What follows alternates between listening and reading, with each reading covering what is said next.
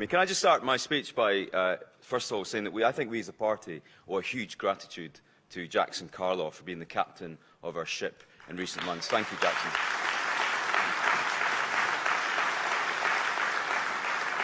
And I'm going to start my speech and just get it out of the way. I'm going to mention the B word. I've got very strong views on it, and I know you do too. Buses. Bus patronage is down 100 million journeys since the SNP took office. And their flagship transport bill, like so many others that they bring to us, does nothing to address the issues that face us on a daily basis. A bill which does nothing to address failures in our railways, as we heard. Passengers whose trains are late, cancelled, or busier than Nicola Sturgeon's job search hotline. A bill which does nothing to deliver new ferries to our island communities. By the time these ships set sail, they will be 2 years late and double in budget. A bill which does nothing to fulfil its manifesto promises to reduce air passenger duty.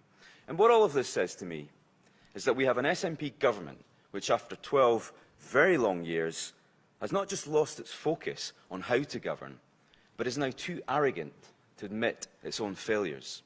A government which has run out of steam. A government asleep at the wheel. It promised change and hope to so many people, but what do we have instead? GP surgeries manned by locums, lists closed to new patients, queues of people desperate for an appointment, hospitals with hundreds of patients bed blocking, schools with teacher shortages, fewer subjects to choose from, and a First Minister who has the brass neck to tell Scotland that education is her first priority, but instead spent 100 hours of our parliamentary time debating the Constitution instead. I don't see anyone marching in the streets of Glasgow about those issues, do you? I am fed up with their fake moral high ground, bemoaning and belittling us as Conservatives. We should be proud of our track record in government, clearing up the mess that Labour left us, just as we always do. We should be proud to be Conservatives and Unionists.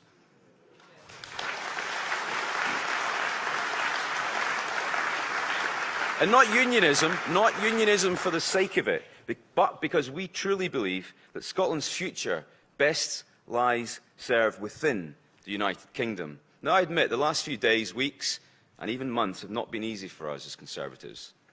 But it really is time for us to pull together with a sort of one-nation vision that I know so many of us share.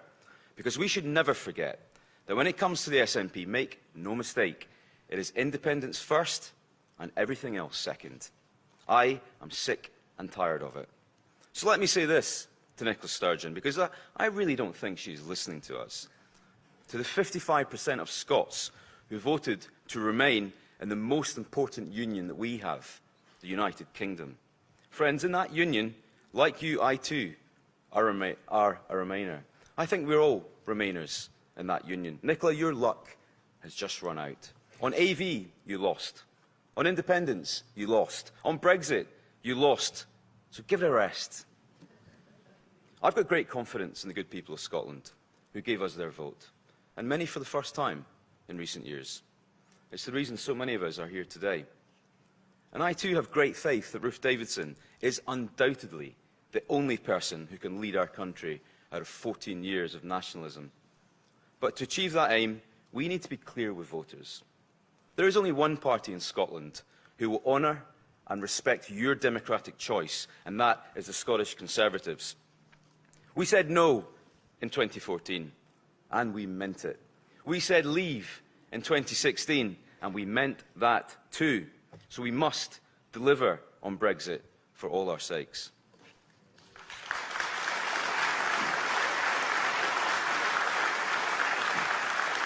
Conference, let's be honest with ourselves. We have 2 short years to make our case. Scotland simply cannot afford another 5 years of the SNP at its helm. Scotland needs a government with ambition. One which does not speak only to its own, but instead embraces both our differences and our commonality in equal measures.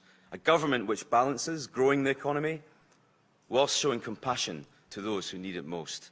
One which is tough on fiscal borrowing, tough on crime, and is prudent in its use of public money, your money, but one which does not put Scottish independence first and foremost above everything else. Because I believe that the answer to our country's problems lies not at the bottom of any constitutional referendum. It lies instead in making sure that we become the next government of Scotland. It lies instead in making sure that Ruth Davidson becomes Scotland's next First Minister.